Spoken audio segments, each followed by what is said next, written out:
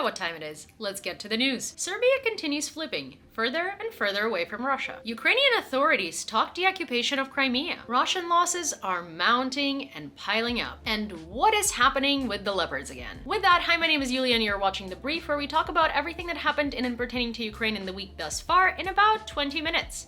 Let's go.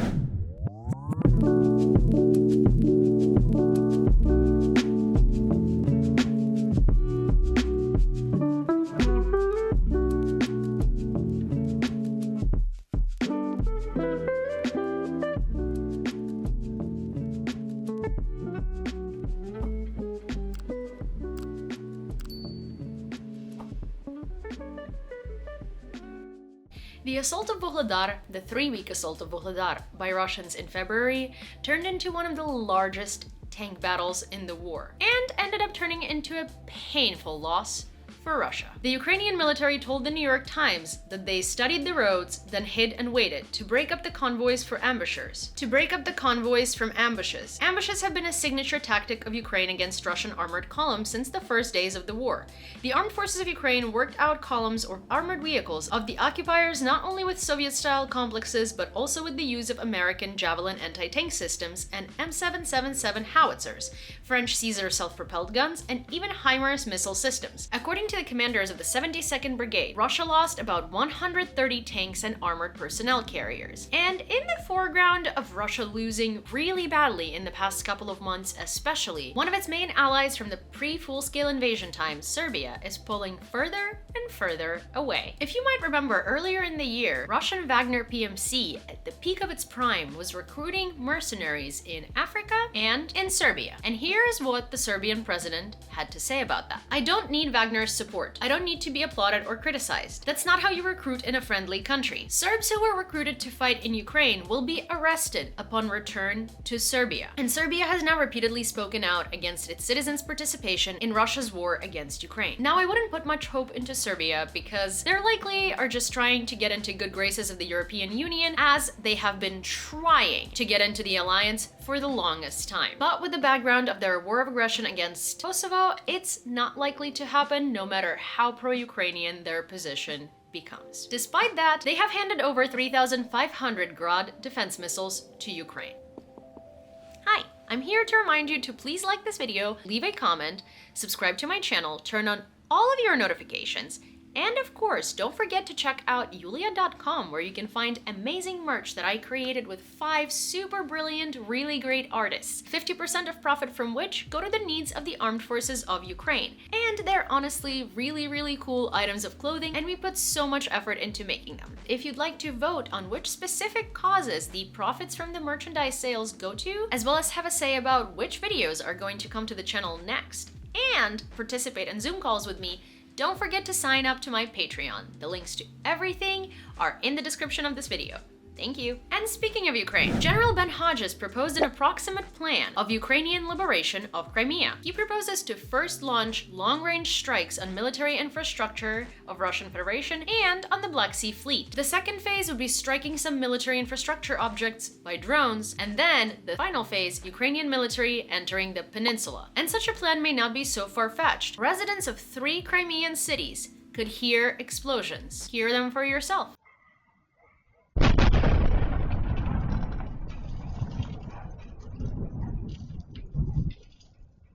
And Ukraine's NSDC Secretary Alexei Danilov said that the order of deoccupation of Crimea, aka the previous plan, needs to change. He calls it a new edition. Previously, the order of deoccupation was as follows: political, diplomatic, military, economic, and then others. And he says that it needs to be reprioritized, and most likely reprioritized to military first. And another area that has been highly discussed this past week is Bakhmut. Lots of people are making bold claims that Bakhmut is going to fall tomorrow, Bakhmut is going to fall in a week, Bakhmut is going to fall in a month. The thing is, we don't know. So far, the Ukrainian military still stands its ground and still says that it will stay there till last and it will defend Bakhmut. And with that in mind, reinforcements have arrived there. The decision to hold the city is strategic. The situation in Bakhmut is difficult and tense. Russian occupiers concentrated their forces there in order to try and capture the entirety of Donbass, so they're not going to give up easily, but neither are we. And speaking of cities that have been under occupation, United24 has released a map on its website that lets you walk recently deoccupied cities and evaluate the amount of damage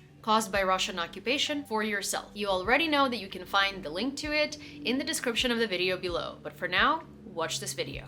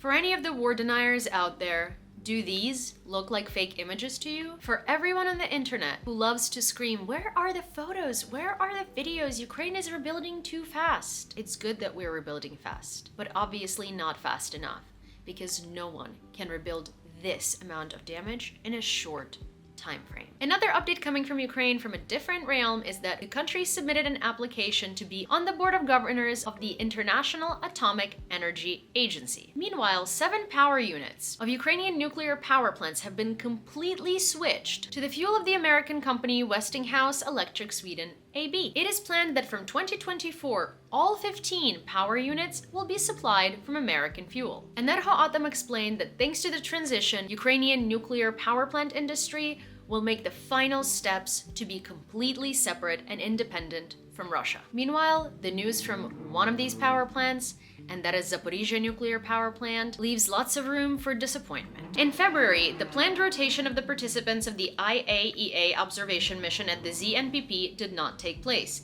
On February 10th, the organization said it could not update the composition of the mission for security reasons. Institute for the Study of War analysts have admitted that Russia intends to use IAEA mission personnel who were on the station as hostages. Perhaps by escalating threats to the ZNPP, the Russian occupation authorities are trying to deter a possible future Ukrainian counteroffensive in the south of Ukraine. In layman's terms, Russia is planning on using ZNPP as a hostage during Ukrainian counteroffensive to have a bargaining chip. Speaking of which, meanwhile in Russia.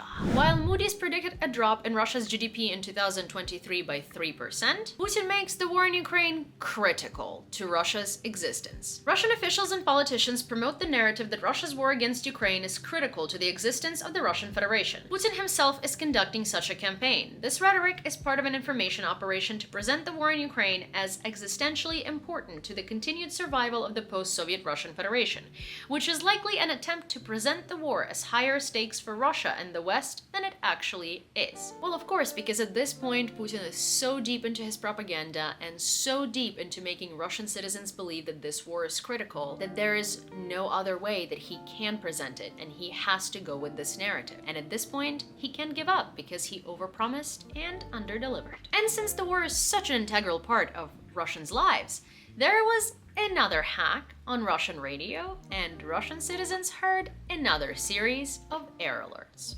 Воздушная тревога. Всем немедленно проследовать в укрытие. Внимание! Внимание!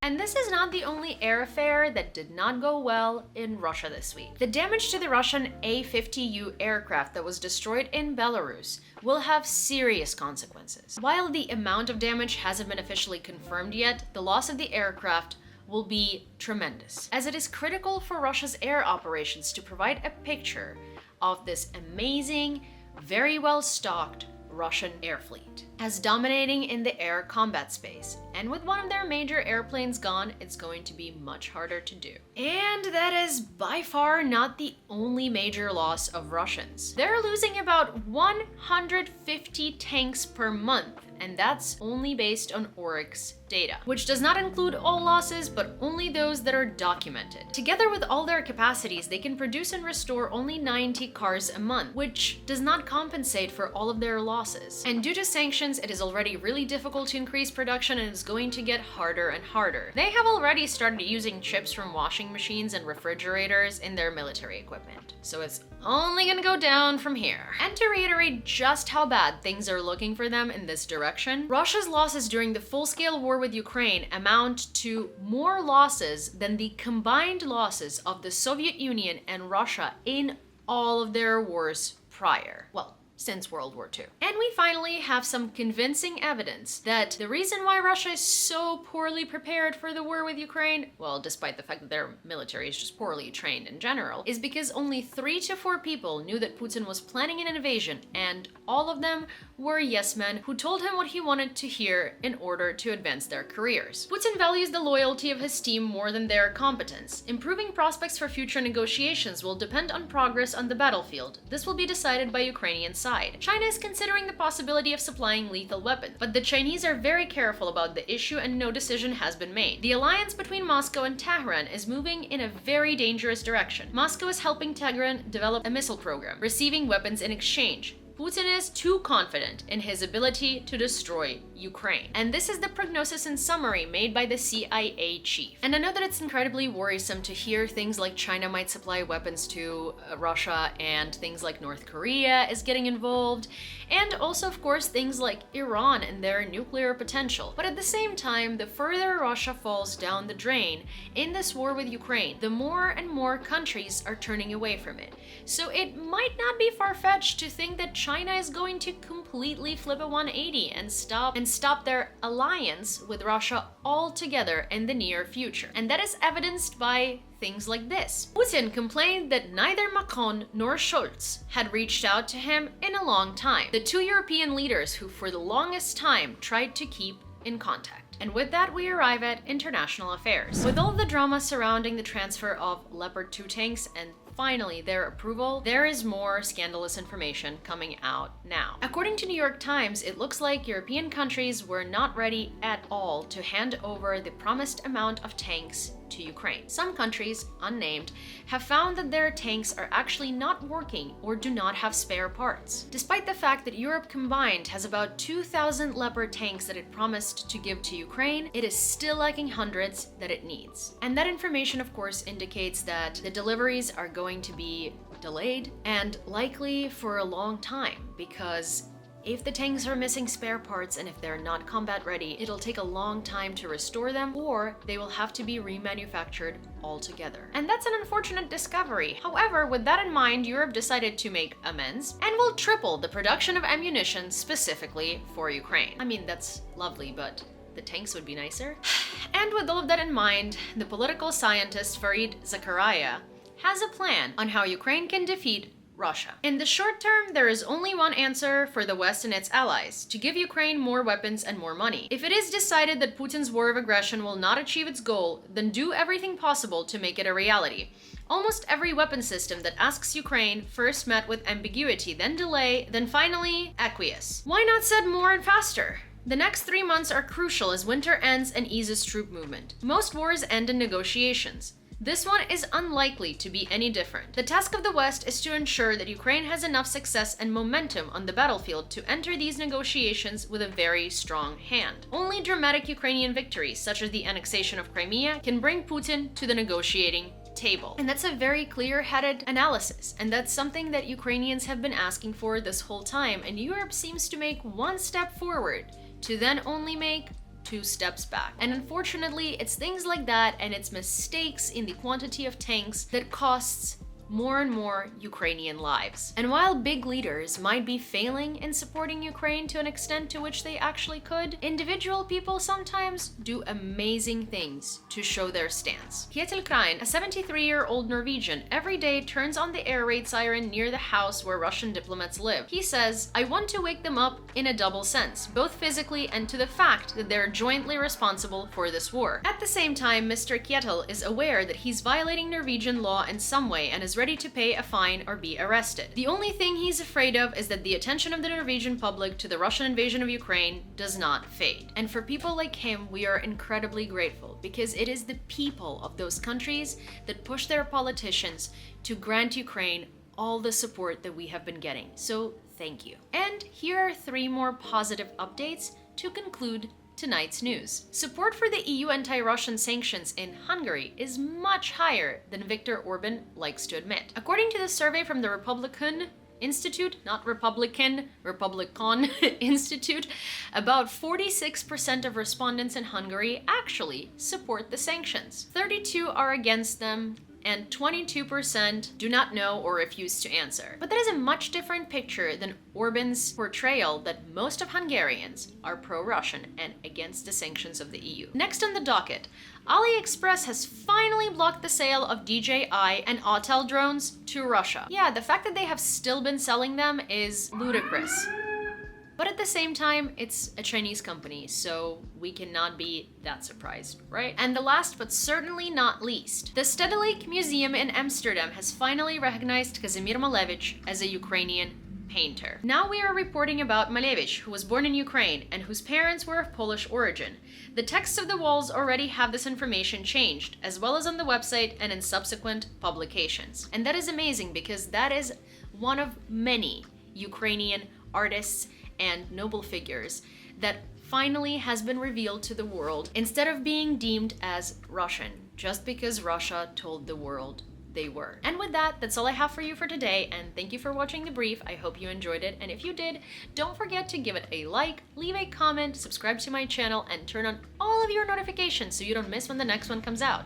Don't forget to also check out Yulia.com, where you can find amazing merch I created with 5 incredibly talented artists, 50% of profits of which go to the support of the armed forces of Ukraine. Check it out! It's genuinely really cool, and we put a lot of work into it, and we really hope you like it. And if you'd like to vote on matters such as which specific causes the aid should go to each month, what videos are going to come to the channel next, and have Zoom calls with me, I encourage you to join my Patreon, the link to which is obviously, along with the website, in the description to this video. And as always, check your sources and don't fall for propaganda. And I will see you next time.